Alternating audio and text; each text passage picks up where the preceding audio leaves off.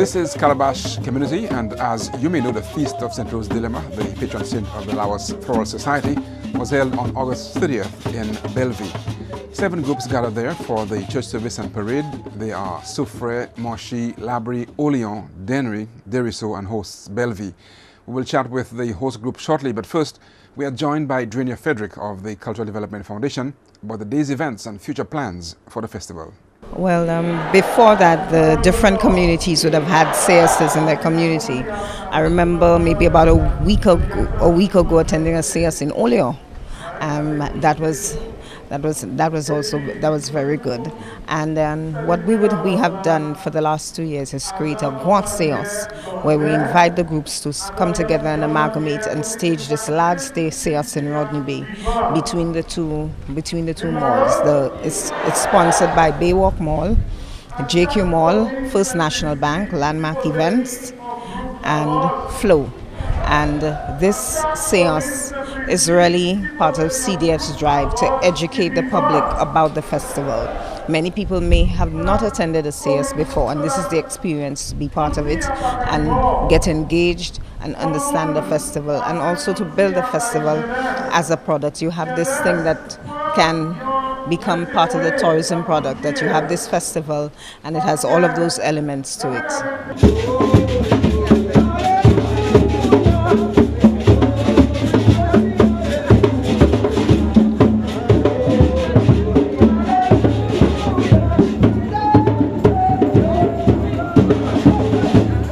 Now, we actually in the community of Bellevue, cultural capital. Some of the people here call it. I suppose that's why you chose Bellevue? Yes, each year we ask the groups where would they like to celebrate the festival, and this year they selected Bellevue. And somebody said to me this morning that they like the vibe and the energy.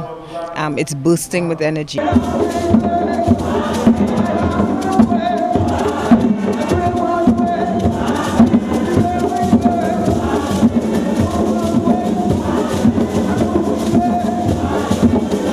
This morning we have Father Setut, who is the priest conducting the ceremony, and I cannot begin to tell you how fantastic this is, and how engaging, lively, and energetic.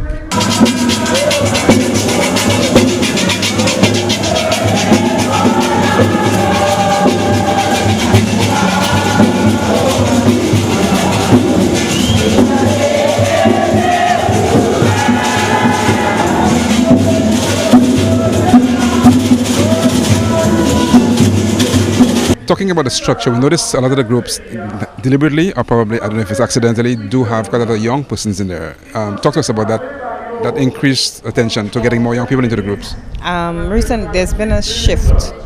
Some of the older persons are sort of, well, I wouldn't say retiring, but passing on the baton to younger persons.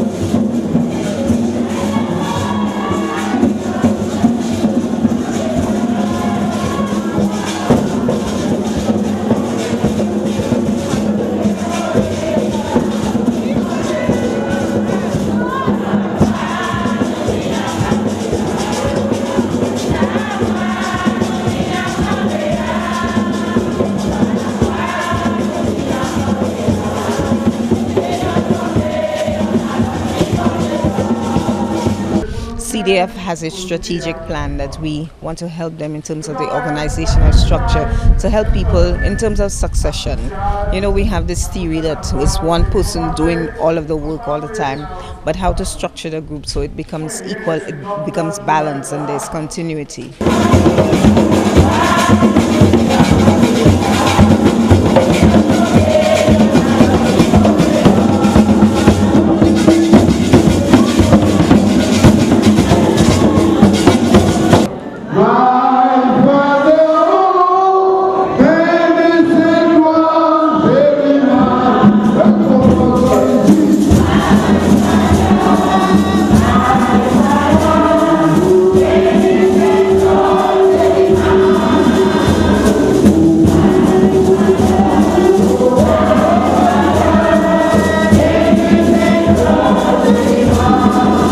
Well, what we're trying to do as part of the strategic plan is to conduct this massive education program.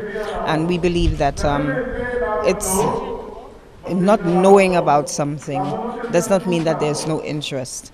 So that is part of our sort of strategic massive education plan, and to grow the groups. Some of the groups that you see here, they are students from schools, so the communities engage the schools as well.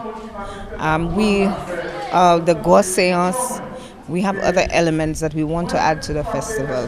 How to help them in terms of, yes, we have the traditional element, the traditional ritual. How do we take this a step further to innovate where we can develop 2 products? So we are looking into those areas.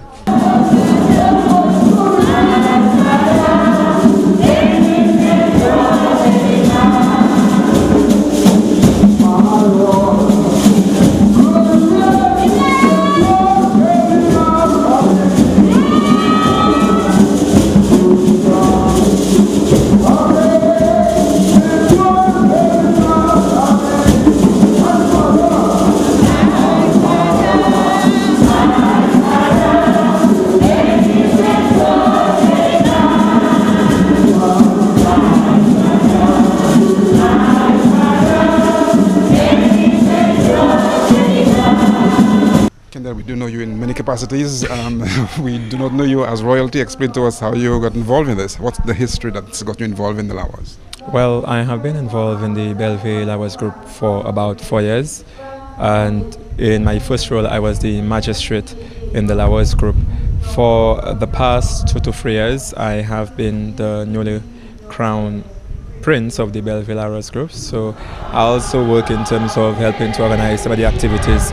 So I provide executive support in terms of the management of the various activities, our weekly seances. But today I am celebrating Lawas and in my capacity as prince. Your family is steeped in the culture in Lawas. Your father is very involved, so I suppose that's part of it as well.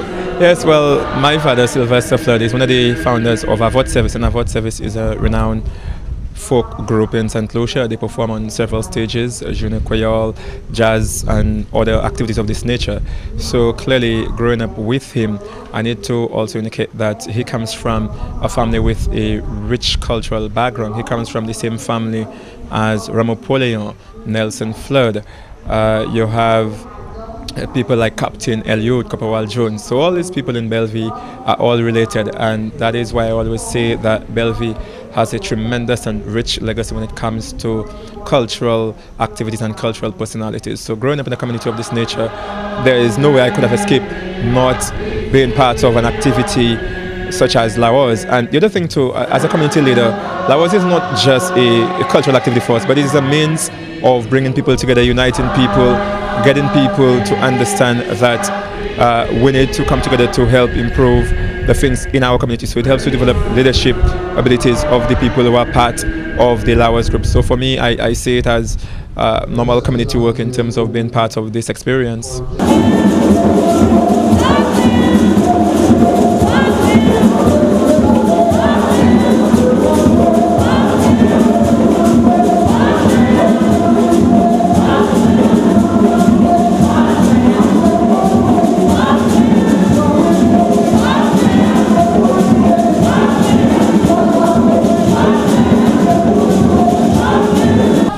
My name is Paul Lord. I am the Vice President of the Moshi Larus Group. How did Moshi get prepared building up to this activity here today? Well, we in Moshi are always prepared because we are from the parish of St. Rose of Lima. Our church is named after St. Rose of Lima. So, in fact, last Sunday we celebrated the feast and we had a good time out there. And we've been preparing because one of the things with Moshi is that we do not just want to come to the Fete Lawas and just sing. We always want to do a presentation, give people an insight of what Lawas is all about and the various uniforms that they see people wear, what are their rules. So these are something we always want to display when we are in Lawas. So what does a day like today mean to a Lawas group? Well, today is the feast as we come together to celebrate the flower festival as a nation. And it is something that all the groups are looking forward to while we are seeing a decline in groups, but we think that there is a future because we're seeing a number of young people involved in the group. So while some of the older ones are going, some of the younger ones are there, and hopefully they can keep the culture alive when the older one move on. I know it's a time of celebration now, but when you, as you say, you see the numbers declining and so on, what do you think can be done in the short term to try and generate some more interest to get more groups involved? Well, basically what we need to do is encourage. A lot of the persons want to take ownership of the La Rose group, and once you take ownership of it, it drives people away. So what we are encouraging is persons to come in, come forward, bring in the young people, teach them the various culture, and allow them to invent new things in the culture as we move along, so that we move along. Every song does not have to be the same. Every song that could be up-tempo, you can do a La Rose song in calypso, in kadas, in different ways, in the way that they want, and gradually they would understand and accept. And there we can hold the culture very good. We do see quite a number of young persons involved. How encouraging is that? Well, that is very encouraging because, as the saying goes, the young people are the future. Now, if we have La Rose, which is unique to St. Lucia, and we have the young people getting involved, then that shows that there is a way forward, and the future looks good for them.